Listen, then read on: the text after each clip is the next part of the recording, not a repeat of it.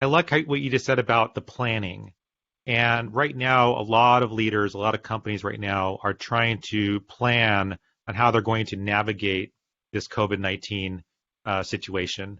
Everything from campaigns to crisis management plans to how they're going to work with their remote employees. How can organizations develop plans that are going to be thoughtful during a very unpredictable time like right now? You need to think about right now, very seriously, changing your business model. And by business model, I mean two things. I mean, one of the things is your internal structure, your internal collaboration.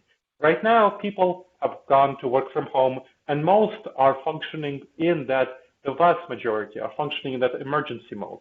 They're driven by adrenaline. So right now, they're collaborating well, they're pulled together in the crisis. But of course, in a month or so, couple of months, that will fade. And you will need to figure out, how will you engage these people? The large majority of people who are not used to working from home.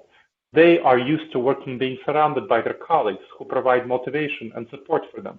So if they're at home isolated after the adrenaline fades, you need to figure out how to engage these people. Already, we have a crisis of employee engagement where only a third of the employees in the United States, according to Gallup surveys, are fully engaged with their work. So that's a third. Most of the rest, about 50%, are somewhat disengaged, meaning they're just clocking in, they're just punching the clock, and about 15% or so are actively disengaged. They're hostile, they're looking for a new job, and so on. You'll have many more people shifting at least into the middle category from the actively engaged. And the actively engaged, the Pareto principle, where 20% of the people produce 80% of the useful work. Well, these are the people who are actively engaged who are producing most of the useful work. You'll need to find a way to keep them engaged and get more people engaged in a virtual setting. So that's going to be a big problem. Now, another big problem that companies are overwhelmingly not thinking about is, how are you going to solve problems, conflicts, tensions? A lot of the tensions and conflicts are solved right now by people just meeting and chatting over the water cooler, catching problems, nipping them in the bud, or resolving conflicts for those face-to-face conversations. That's not happening right now.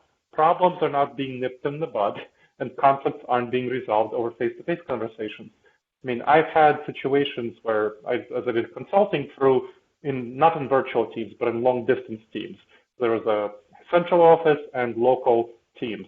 There's a lot of conflict that arises in these situations between central office and local teams because they don't see each other, communicate mainly by email, by video conference occasionally. And there are lots of people aren't used to resolving these problems. You don't feel that human connection, person-to-person connection, and that causes a lot of problems and tensions. So conflicts and nipping problems in the bud is another one. And third is, how are you going to cultivate trust? Right now, trust is being cultivated through people seeing each other face to face, having those conversations about their kids, about stuff outside of work, stuff that they're excited about, sports, sports ball, all of that stuff. And that's not happening right now. People are not having those communications. They're not having those conversations. Those relationships are going to they're already starting to deteriorate, and they will deteriorate even further. So that trust that provides the basis for teamwork, for collaboration, is being eroded, is being degraded. And you need to figure out how to cultivate that trust in virtual settings. There are, of course, techniques to do that. But that is something that needs to be addressed, that needs to be done. And finally, you'll need to make sure to have accountability. So you as a leader can just right now or prior, January or February 2020, you can just walk around, see what people are doing, say hi to them, check in what's going on. You can't do that. How are you going to maintain accountability for your team when they're not in emergency mode, they're not rushing in emergency mode? So this is kind of internal stuff. And the external stuff, you need to just as much think about, how are you going to handle your external service delivery? Whatever you're doing, you will need to continually do it online. Right now, people are willing to give you a break. Clients are willing to give you a break because of COVID-19, and everyone is in emergency mode. Well, that spirit of cheerfulness and support will pass in a month or so. So you need to figure out how to function in a regular, normal setting where you do virtual service delivery. Whatever you're doing, virtual product delivery. When you're collaborating with vendors, how are you going to collaborate with them? How will you resolve problems, cultivate trust?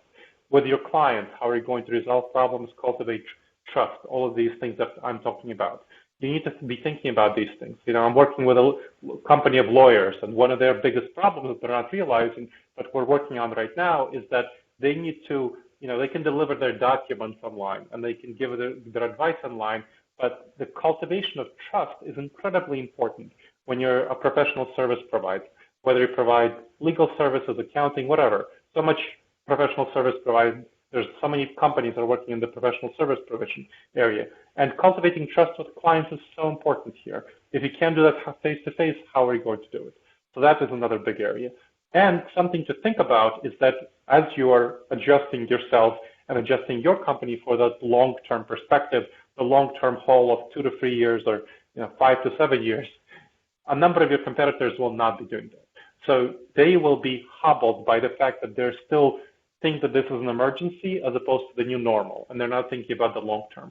So you need to think about how will you effectively take that market share that they will be losing as they are not prepared to come to adjust and adapt to the long-term consequences of COVID-19.